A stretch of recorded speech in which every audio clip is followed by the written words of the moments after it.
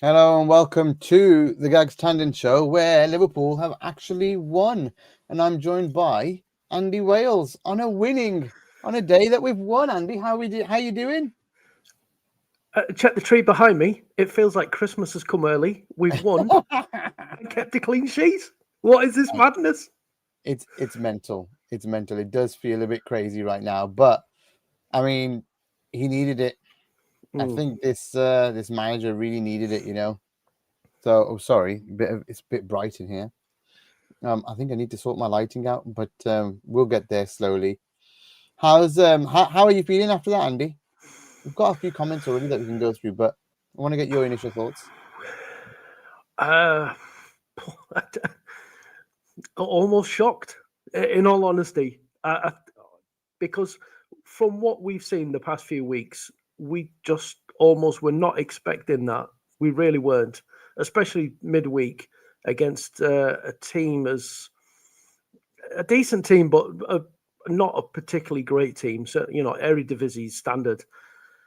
To go in the Champions League and surrender the way we did, there were so many warning signs, and I was really concerned about this game. I really was, especially in the context of last weekend and the type of football what we would expect Nuno to bring for us to deal with it in the way that we did and look fairly comfortable, in all honesty, and just kind of all. It's back to those days. Remember the whole professional 2-0 win. Yeah, I know. It's like last season, basically, where we were doing. Sorry, guys. I'm still messing with my setup here. Yeah, it's like last season. That's what he was doing. We were just winning 2-0, weren't we, everywhere? So finally, we're back to doing that. We have a super chat, very kind from Aristo Gomez, MVP, much more solidity at the back. I thought Gomez was an excellent addition, and fair play to Grizz. He did say in chat G&G that you know we need to play Gomez. He did predict a winner as well, where I wasn't predicting one. So and he thought Wirtz would do well, and Wirtz did do well today. So I agree with you, Arista. Thank you so much for the super chat.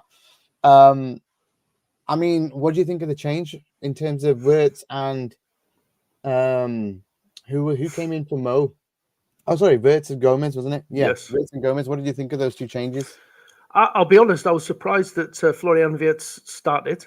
I didn't Hmm, expect him to start the game after Slot had mentioned he would only trained, what was it, one day? He had one training session.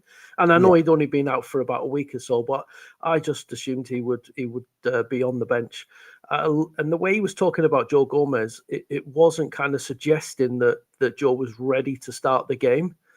So a little surprised that he did it, but pleased that he did because I mean I advocated it for it last weekend. My personal opinion was that horses for courses, and the Forest game and the game today, it was the types of games that we needed Joe Gomez in a right back, a solid actual defender, defender, not part-time defender, and he did the job. I mean, it's the kind of thing that we've missed. It's such a simple thing, but I think it also helped Ibu having someone there who was actually alongside him rather than leaving space in behind, and somebody alongside him who actually is a full time defender and knows what to do there.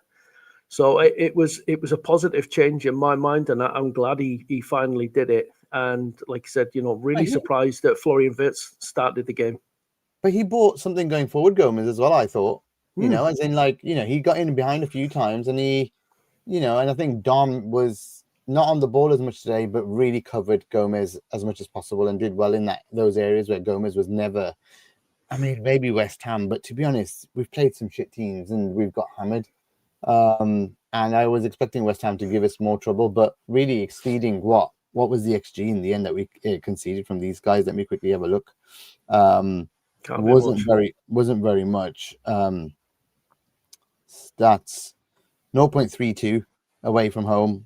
I mean, we kept them, yeah, and their shot map wasn't very good either. And we got two chances and we created 1.26. So the scoreline maybe flattered us a little bit, but I think we were good. I think we were good, and we did. I think the first half going in 0-0 was key. Really, not conceding first, And like Storm in a Cup is saying, clean sheet and away win. That's the first away win for a long time for us, isn't it? Really? Don't think we've got. Frankfurt was obviously in the league, in the Champions League, but in the league, what was it? Newcastle or Burnley? You're going back to September, aren't you?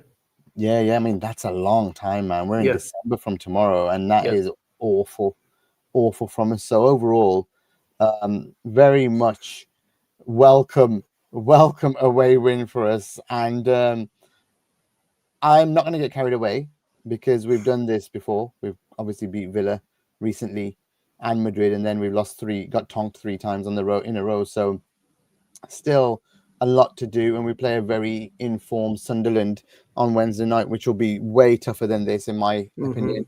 But it will be a really good way for Slot to turn this around, Andy, if he could win Wednesday and Saturday, right? Exactly. I mean, I personally felt like the first half was the kind of first half that we actually needed. We were just solid. We did our job. We did the basics. We went 0-0. So we it's kind of that milestone. We got to half time without conceding and without even giving up any big chances either, or anything like that. So we were fairly solid, and it just gave us a bit of a platform. At least we've got something. You know, there is something. There's some kind of positivity to build off. Yes, we've done this. We've actually got to halftime. We haven't conceded. We haven't looked shaky. We haven't been very open. We've not given anything away. We've not given them any gifts. And from there, we can take the next steps. And that's kind of then this game is the you know, the full time is like where we've reached halftime in terms of for midweek now. Is we've been solid. We've shown that we can be solid. We can be compact. We can get a job done. Now we need to take that as a platform for the next game and just keep going like this. Them building steps, those little steps that we need to hopefully get us back into a position where we're actually free flowing and you know, playing the football. Yeah, confident and playing the football that we know we can play. Gags, what did you make of Salah being dropped then? Before we get to that, does it matter that they were muck, as G95 saying? No. You can only beat what's in front of you, right? I mean, correct me if I'm wrong, but I don't feel it's so much that they just didn't do anything as to we were quite effective in that we didn't allow them the space in and around our defence. You know, we actually shut that down and we closed them down. We kept the ball better. You know, we just did simple things. We didn't give them any gifts. So we didn't give them the easy avenues into a game that we have been doing in recent games. And Harris is saying this stinks of the Frankfurt game. It might do. We're like we said, nobody should get carried away. I wouldn't say that because Frankfurt are incredibly open. Open. And these guys are back. They're taking them back. I mean, you asked me a question about Mo. We have to get used to not playing Mo because Mo's not going to be here for nearly 2 months, right? Or a month and a half. And I think it's a good time to just try out what we want to do without him, you know, if he's not playing. And I thought, you know, his replacement that came in, Wirtz, ran the whole show. Yeah. Literally every touch was immaculate. Every touch looked great. And this is just, you know, a Wirtz coming into team, a low confidence team, but Wirtz didn't look low confidence to me.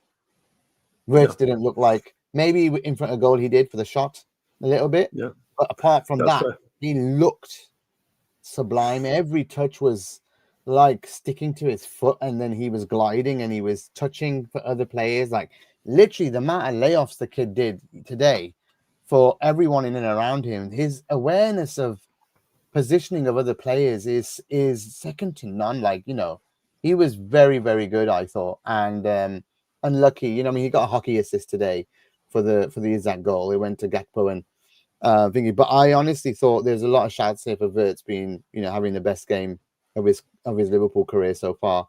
I would go along with that. I thought he was immense without having that final, you know, that final kind of product. But hey, being involved in the goal was good for him too. Yeah, that's the kind of player that he is. I mean, I've watched him since he made his debut. He's such an intelligent footballer. That obviously the technique, the vision, the awareness, everything there. He's just so bright and lively, and wants to like up the tempo of the game. He wants to make things happen, and he wants, it's like get things going. And for me, that is the kind of football that Liverpool are at the best playing: the high tempo, bright, lively movement, runners, all that kind of stuff that we look so effective doing. He can fit into that.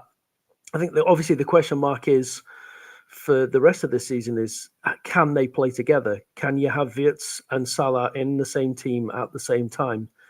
Do you think that was a question like that, as in that factored into the change today, or do you think maybe there's a little bit of fatigue in there and that Slot's thinking about midweek? I think Slot's trying to manage the team well. Maybe Mo just needs to make some changes today in terms of how we've been playing, and Mo's not as mobile as he used to be.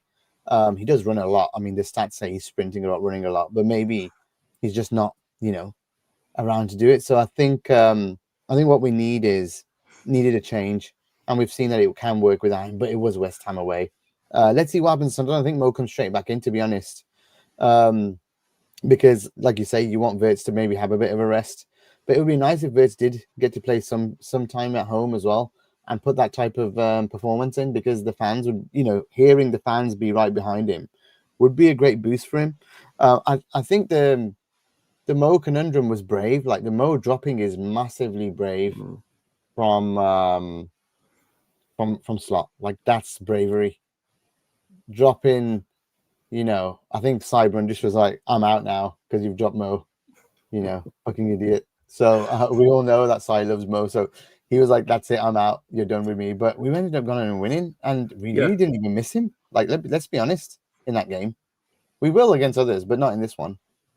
Yeah, just the way that things panned out today. I mean, that's the thing. It was a gamble, isn't it? To drop for whatever reason, it may well be that he had a bit of a knock because he didn't come on at all. So normally, he wouldn't be on the bench though if he didn't come on at all. Well, I mean, maybe there was felt a little something, and thought he'd be okay for 10 minutes if we really needed it, and then if not, would just hold him back. Maybe that'll be something that we'll hear about, post match or whatever. But just curious that he never even came on and played a little part. So maybe it is purely just about managing. We ran out of subs, the legs. didn't we? At the end, because we were only allowed to make 3 windows of subs, and he had to take Isaac off for Ekatike. Yeah. Then he did Wirtz. Yeah. And then in the end, at the end of the day, he didn't need Mo at the end because we were winning, and the Kirkers Andy one was the last one just to keep Andy fresh or get Andy on there, because Andy will probably play Wednesday now. But yes, RTV, it is very different to do a post-match after winning. It's been a while. It feels like a month. But I think the other question is this one. Isaac will kind of float into this as well. But Cody, if I can give you my view first on Cody, I'm still not happy with him. His production today in the end was good because he got a goal and an assist, and that's all you can judge on and say, well, when you look at the stats in the end, you'll say that was a good game. But I think someone here, I think it was Harris. Here you go. Words was very good. And he's like, Gakpo with horrendous first touch most of the game. That was the key really for me. Gakpo was slowing everything down up top, and he felt like a hindrance. Now we couldn't replace him because what he was doing was adding a lot of work rate for Kirkers. So helping Kirkers out at the back. So whenever West Ham went down the right, Gakpo was right there with him, right there and making a nuisance of himself. So there was pros and cons of the performance, if that makes sense. He works really hard defensively, Gakpo. So he makes his position well worth it.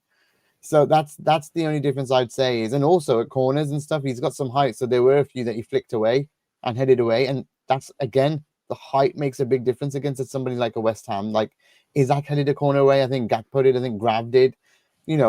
That's without even Virgin and Ibu, who are probably marking the main players that they needed to mark. But maybe it wasn't as tall as a team because Suchek wasn't playing. But I thought those were maybe the key reasons why some of the taller players were playing today as well, because we needed it. I think Dom even headed a few away of corners. So,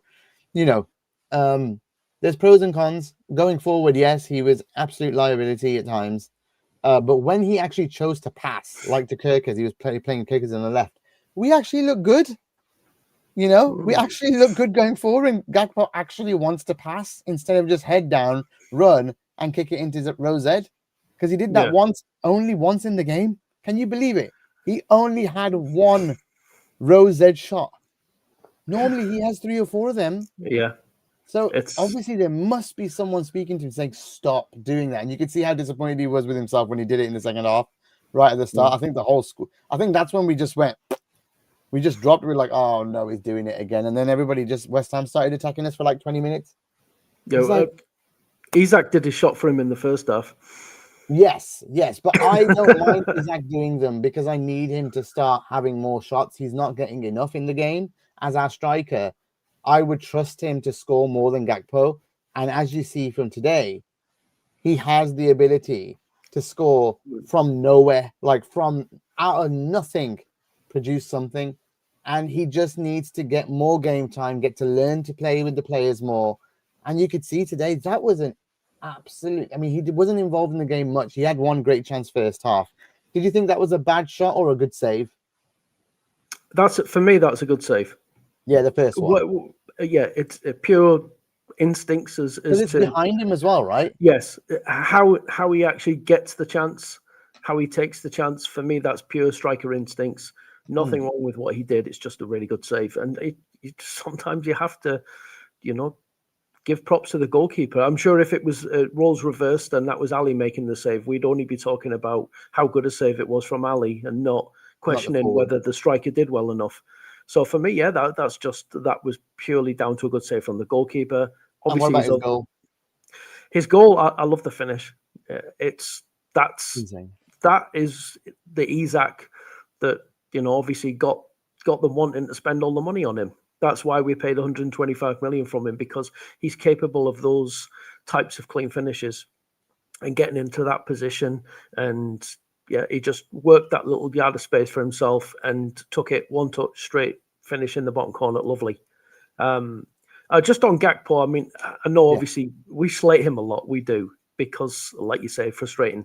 But yeah, the positives today is he's put the work rate in. He's worked. He's helped his teammates out. And obviously, he can post the numbers and say, "Yeah, I've got a goal and an assist today," and he has. But it's the other part of it as to why he frustrates us so much. Like you say, as part of the attack, he takes the extra touch, the 2 touch, the 3 touches. It becomes so predictable. He does slow the game down, and his movement is not always as good and decisive as I'd like it to be. For me, as a player coming on for 20, 25 minutes, ideal, absolutely ideal, and rotating in and playing some games when we need it. Ideally, that would be his place in the squad, and he could come into games like today where he comes in, does the business, and we'll all be happy for Gordy Gakpo, contributing to the team across the course of the season. The issue, I think, is why we get so frustrated with him is because he starts so many games, and he's just so ineffective in the final third, despite being able to point to some numbers. But in open play, the eye test of what you're seeing, it is incredibly frustrating. Well, the numbers, I mean, this is after a long time that he's put numbers on the board, like a goal and an assist in the same game or whatever. It's been ages. And that's why I think people have been really peeved, because it's just been that long since he actually did something of note in a game. And today was the day against, hey, cheers, mate. Cheers, Cheers. It's only fruit juice, don't worry. same here, bud. So mine's actually squash. Mine's multivitamin juice. I'm being good today. I had enough yesterday. I think with Gakpo, we just have to just take a game by a game. I'm not the biggest Gakpo fan. Thankful he did well today. But the Mo conundrum, a lot of people in the chat saying, why should Mo be in the team? Mo was actually getting ready to come on with Jones and Ekitike, but he changed it when we scored. And never thought I'd say this, but we look better without Salah in the team. And then we'd like to see Ekitike Isak duo. I think the thing why Wirtz actually worked today as well was he just had free reign, right, to go anywhere. that touch map in the first half was beautiful. You know, when Sky brought that touch map up, and he was like literally everywhere. He was, but predominantly in the left half spaces, though. Yeah, predominantly. But you could see he was allowed to go and work those spaces and be around there and play with the other players, and that's what we really need. We really need more of that. We've got some. We'll talk about kickers in a second. We've got some quotes coming in. I'm aware that it's been a long time coming, and I have been trying to get back to my best form. I'm still on the way, but I'm happy to get that goal. I'm really pleased for him. Really pleased for him. I know he's only played like 381 minutes, and he's scored now, but he's not played very much at all for Liverpool. Like when you think of it, it's not even. How many is that? Is that like 7? Is that 7 full game? No, 380 is what? 380 something minutes. Four-ish, 4 and a bit. Yeah, 4 and a bit. Games. 4 and a bit games, and that's sliced up in like 8-9 games. Yeah. How are you going to get any kind of rhythm when you have 381 minutes sliced up over like 8 or 9 appearances? It's awful, you know. So I don't know. I think I just think I'm very, very pleased for him. Very pleased. Yeah. And he's also added, we have to use this win in a good way, but also be humble. I think literally everybody, Liverpool fans as well, we all really need to stay humble because we are the utter shits at the moment. You know, we're the utter shits. I'm not going to say that we're back after this. I'm not going to overreact. No. We could go and lose the next 2 and we're back to where we were again. So yeah, exactly. We just have to take this game by game. If Slot can go on a run, like I said, if Slot wins every game in December, he's well and truly saved his job, and I'd be happy with that as well. Yeah, to be honest. absolutely. I don't get me wrong. I was calling for him. Was calling for him to go post Forest last game, and then obviously the PSV was absolutely awful as well. So at that point, 9 losses out of 12 is just not Liverpool standard. And I'm very thankful for the job he did last year. Very thankful for winning the league as well. But it felt like he'd lost the players last week. So long way to go still. Maybe there's hope. We'll see. I don't know. But I think what saves him is more than just one. It's got to be a run. It's got to be a long run. Exactly. Because any kind of loss here and there just means nothing's changed. You know? Nothing's changed. We're not robust enough. We're not robust enough yet to take that knock of confidence of losing the game again. No, if we lose at home again, by the way, 3 in a row, that would be enough for me, Andy. Yeah. Because losing at home is unacceptable. I can take away losses, actually. I wasn't hurt after City, but Forest and PSV were unacceptable for me. That's just not Liverpool. Players just do not do that if they want to play for the manager. No. I mean, I'll be honest, I was of the opinion that he's done, and it's purely just a matter of time as to when the club actually decide, right, now we have to do it. And today, that gives him a chance to keep his foot in the door and to turn things around, hopefully, because I think, as much as we both felt like his time was up, and as thankful as we are for everything he's done, and as much of a good guy that we believe he is, and think how he handled the Jota situation and how much he stepped up as a leader and a spokesperson and showed class and compassion and everything. He handled the situation brilliantly. He's the public face of the club. Everything, but what it boils down to is out on the pitch, and it's the results and the performances to go along with them results, and they just haven't been good enough. So now, for him to turn this around, and I think to get everybody back on side and believing, he has done it, he can turn this around, he is the right man for the job. This is now going to have to be sort of 4 or 5 games without defeat, certainly at least without defeat. Even as like 3-4 wins and 1 or 2 draws, at least build something that we feel like, yes, we have actually turned a corner and we're making some progress, and we can start building a little bit momentum, growing in confidence, and actually looking like a team that should be challenging for the league again in the future. But it's very, very early days. We can't, like you said, we can't get carried away just because we won this game against a poor team. It's got to be said, against they're not a very good team, but we've done our job. We've gone out there and we've done our job. Yeah, I was very surprised they didn't try to take advantage of long balls or set pieces, or actually we were just very good at defending them today, maybe, So some props there for the team. We're as poor as them at conceding from set pieces, so we seem to manage it well today. But yeah, I can't complain about the performance in terms of, I thought 0-0. I was happy at halftime. I said to the people in Discord as well that were watching, they were really unhappy, and I was like, no, this is actually really good. It's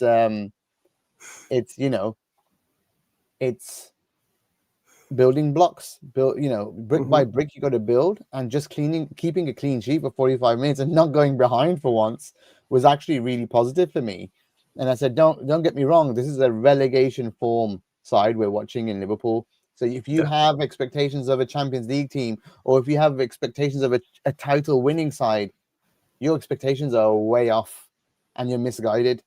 We should have expectations of a team that is literally building confidence brick by brick right now. And that's why at 0-0, I was very happy. And I would have taken it at full time too. The fact that Isak pulled out something amazing. Lovely pass from Wirtz into Gakpo. Gakpo for once decided to pass and not shoot. Everything went right with that goal. The finish was exquisite. Like, I don't think anybody else scores it. No, like it's and props to Gakpo for his goal as well, in terms of the way he took it. Controlled it, turn, shot. Decisive. For once, great. Didn't take 5 touches and decide what to do. On Isak then.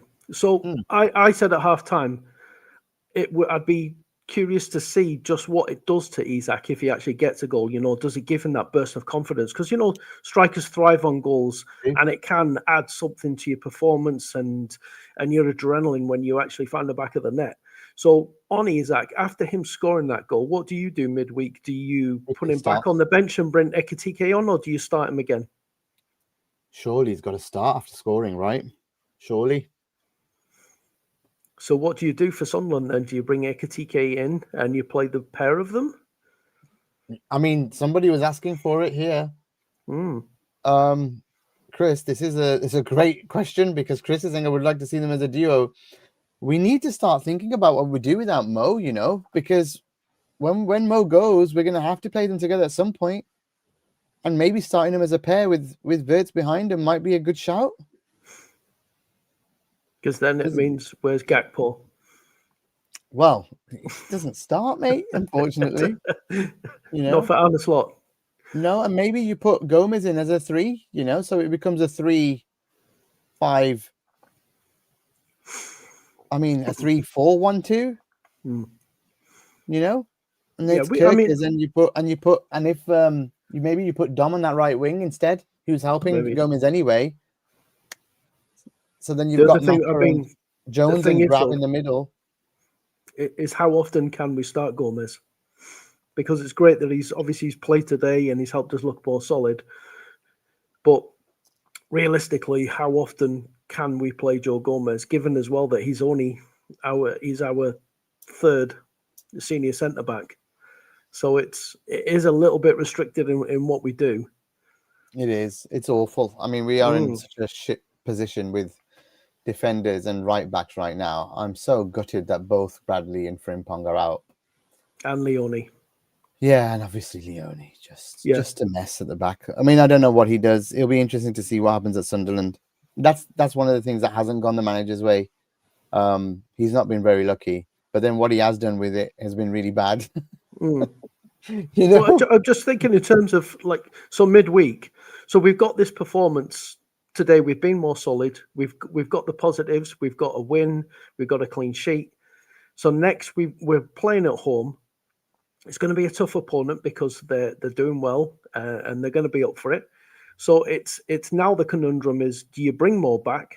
And if you do, what do you do with the attack? Because you've got Isak's now got a goal. So do you continue with Isak and leave Ekitike on the bench, or do you switch them out, for freshness and keep, building the minutes building the load for Isak, and then Wirtz does, after a performance like that, like you say, for me, probably the best, other than the Real Madrid game, his best game for us.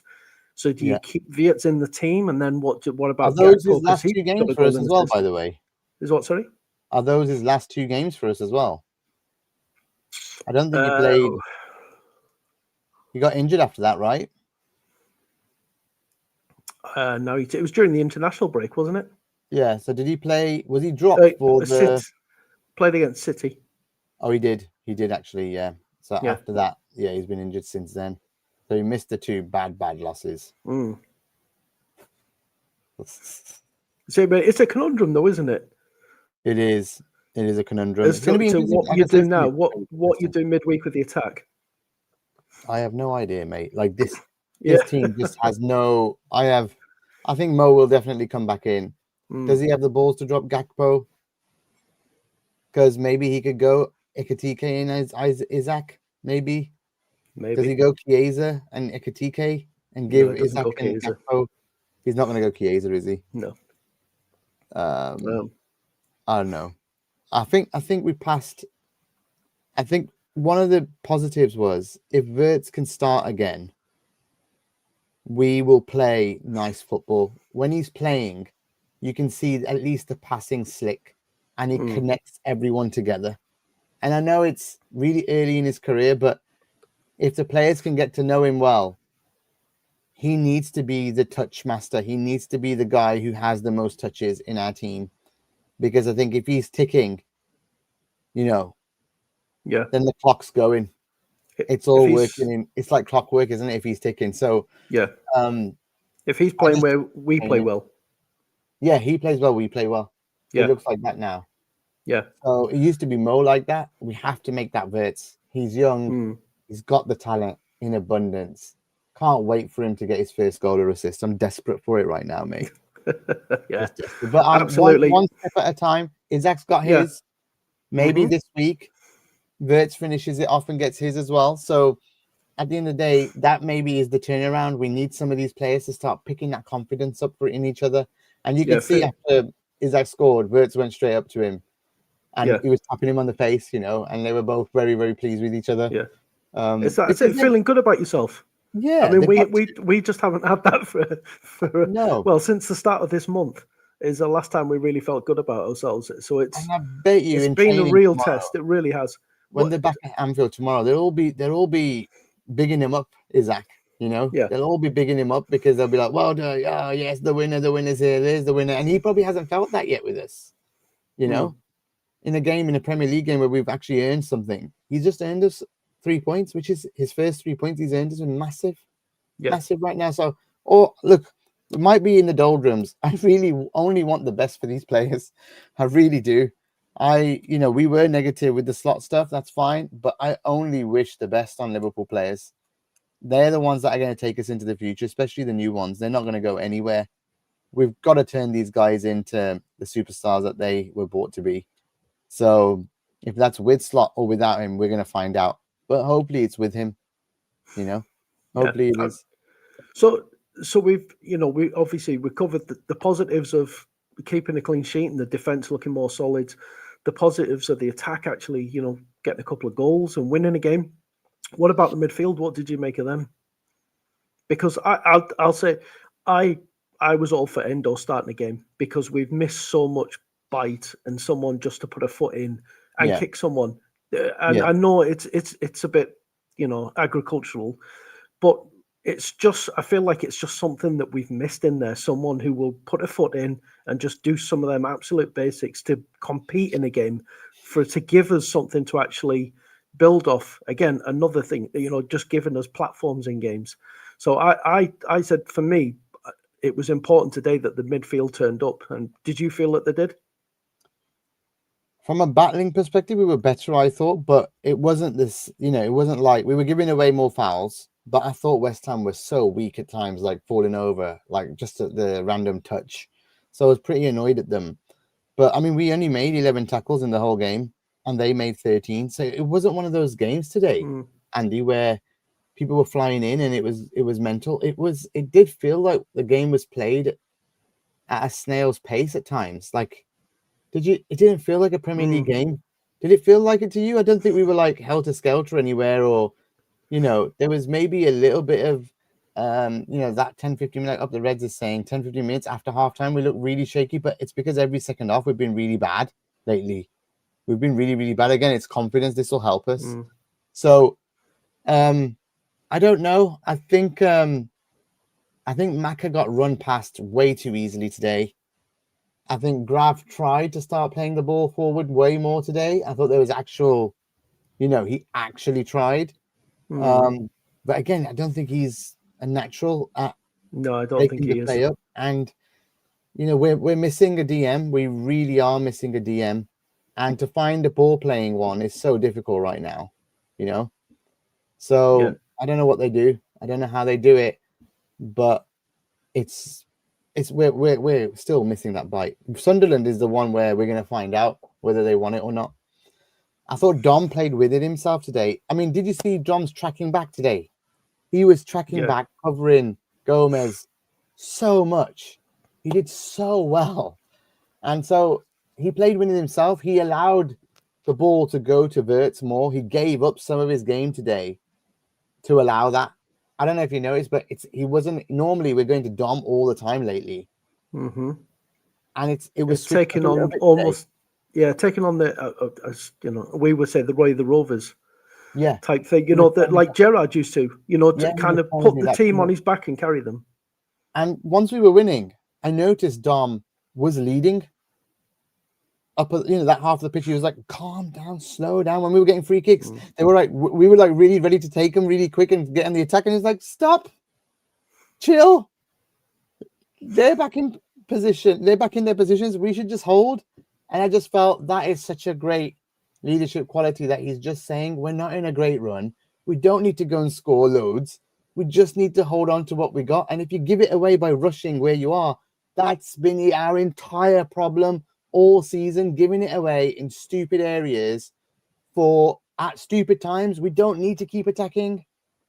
We don't need to be that. We need to be what we did last season. Shut the damn game down and then catch them when they're attacking the other teams. Because the only times a team is going to go against us and attack is when they're losing. It's simple football. We need to get ahead and the other game opens up for us and then we're better. But if we're behind, they're locked up. And if it's level, they're locked up. They're going to take a draw every day of the week against us. That being said, there was a couple of times where I felt the opportunity was there for a counter-attack for us to, to go at them without having to commit anybody, but we slowed it down. And it's like, those are the moments where, like a 3v3, we can go 3v3. We don't have to commit anybody else like earlier in the season where we were doing stupid things and, like everyone's going forward and then we get caught, retreating and the opposition score an easy goal is, they're the potential opportunities to make this 2-0. And then that's it. That is game over. And so there's a couple of times where we have counterattacks on and we slow it down and I'm just like, like not right at this moment. Like that's not the moment to do that. But we got through it. We did. We got through it. I think that was the main thing. We could have, but we didn't. And I was glad actually we didn't, because if we'd given the stupid ball away at times, there's times where we've given the ball away outside our own half and then conceded a goal, Andy. That's how weak we've been in transition. Really weak. Yeah. So if they want to play it safer, I'm all good with it. As long as we're not conceding, Because if we don't concede, we're likely to win. Because that's the way this team is set up. They can score goals. I know we haven't in the last two, but what was the record been like under Slot? That's the first two Premier League games where we hadn't scored a goal. Yeah. In Slot's tenure. That's nuts. Yeah. I mean, the thing is, like we said, is correct. It's, if you're not conceding, you're certainly going to help your chances of winning a game. And it was one of them where sorry for going all Michael Owen on you there. It's obvious, yeah. Yeah, I know it is. I mean, it is obvious, but some of the things, that we've been talking a lot about, how we're not taking enough of our chances and we're not taking the chances and we could score more goals and we could score. But it's like, if we can actually be more solid and compact and actually stop giving away so many chances, we wouldn't have to be so reliant on scoring as many goals as we need to.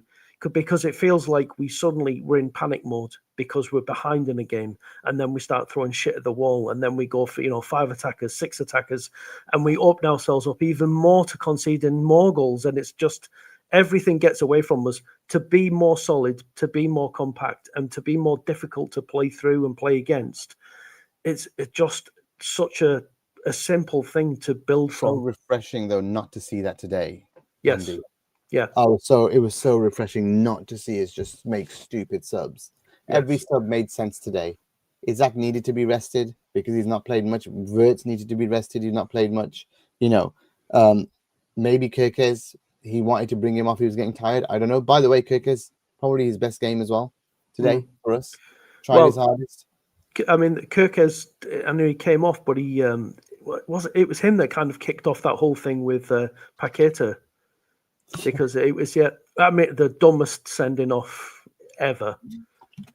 Completely we should talk about lost that. his head. Idiotic. I mean, it was so stupid. You're like, did he get the first yellow for blocking the pass out from on the free kick, something like that? He got his first yellow immediately at the start of the incident, and then he kept moaning and moaning and moaning. And that's where the ref went, "Okay, F you. Yeah, you're getting a second now." So literally, the ball we hadn't even kicked off from the flipping first incident. He's got back-to-back yellows within like a minute. Insane.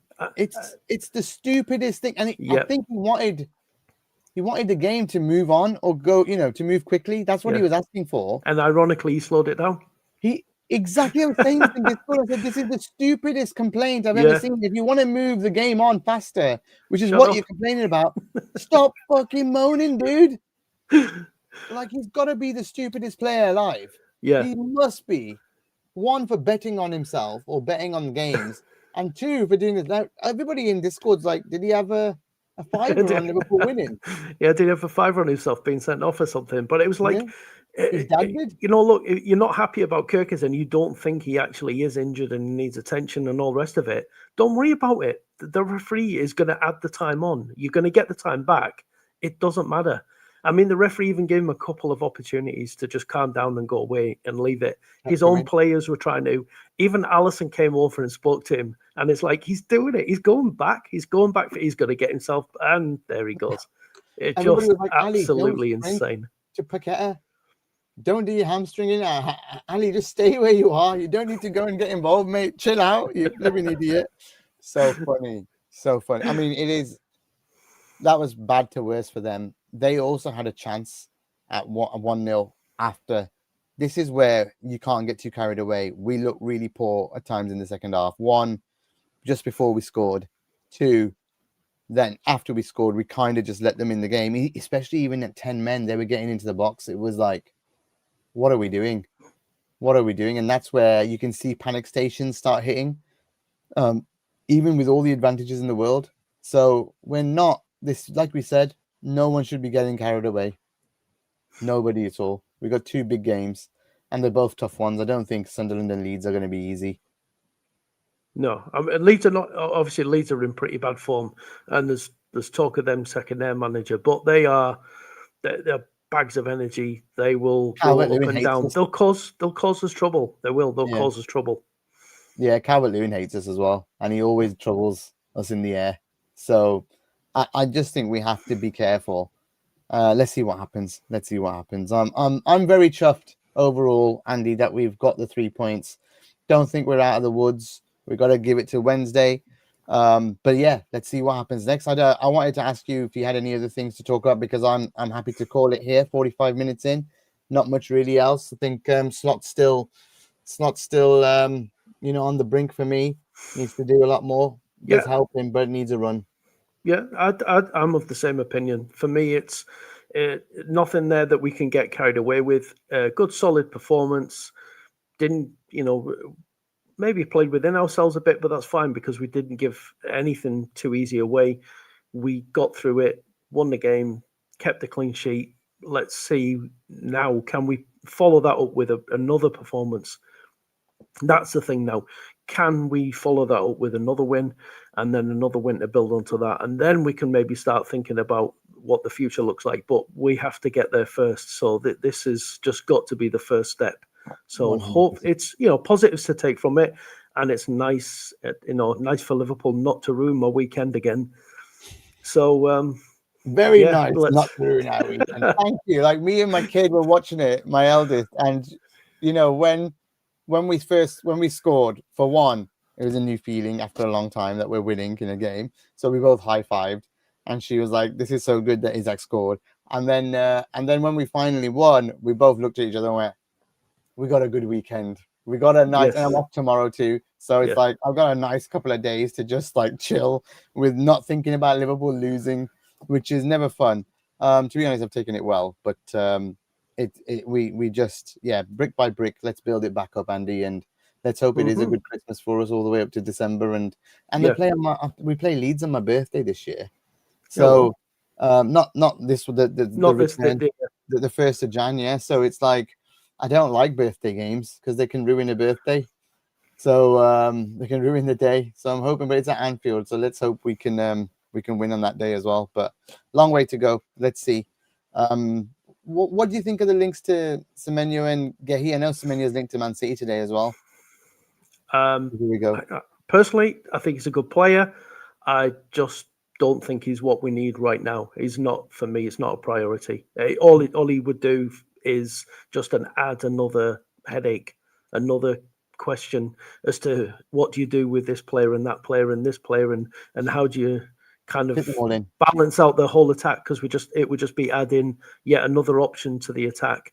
Whereas I think, for me, much more of a priority would be. Well, do you think Chiesa is going to go though? That's why they're doing it. It's looking. I mean, the amount of talk there is, and the talk over the clause in his contract, it does kind of point towards someone's going to get him for a good price. I honestly, I wouldn't be worried for Liverpool. I wouldn't be worried because I think there's other players out there. Yeah, I think the Italian managers told Chiesa as well he needs to go get some game time if he wants to go to the World Cup, which right now will probably become Chiesa's focus if he's not playing club football, right? Is to make sure he's on that plane. So it'll be interesting to see what happens. It'll be a shame, but I would want him to do that. I think Endo needs to go and get another cup, get free up a spot in our squad so we can get a midfielder in that maybe is a DM. And just help us out. It will help us out so much, mate, having an actual dedicated mobile defensive midfielder that can play in there. It will change the whole team, I think. I think it'll add a whole new dynamic, and ideally a centre back who can play right back, because then at least we've got the ability and the option to step Ibu out of the team if we need to rotate Gomez in and out without worrying about overworking him, and be more solid. And we can't rely on Bradley or Frimpong, unfortunately. No, exactly. So it's a couple of defensive-minded options I think would make a hell of a difference to this squad as well. Yeah. All right then. Thank you very much, folks. We appreciate you joining us. And Andy, appreciate you jumping on with me, especially at this time when we think that we're going to lose most games, but we've turned it out to be a win. So the Christmas season's about to get going. Andy's already celebrating. It's not a beer, it's fruit juice. So he's not totally in the Christmas spirit. But yeah, hopefully over the next couple of weeks, Liverpool can turn it around and get on a run. Fingers crossed for us. We really need to turn the season around. There'll be nothing better than that. I know we're in a negative spot, but we should all want what's best for the team. And I know a few people want Slot gone, so they actually want Liverpool to lose. That's crazy. That's crazy, guys. You shouldn't really want Liverpool to be losing. Never. If you can turn it around, great. If it goes but going into games, if it loses, then his position gets more and more untenable. But we shouldn't be wanting the team to lose. Expecting, different. Wanting, absolutely not. Yeah, exactly. Agreed. No. But yeah, up the Reds. We're certainly going up. We're 8th.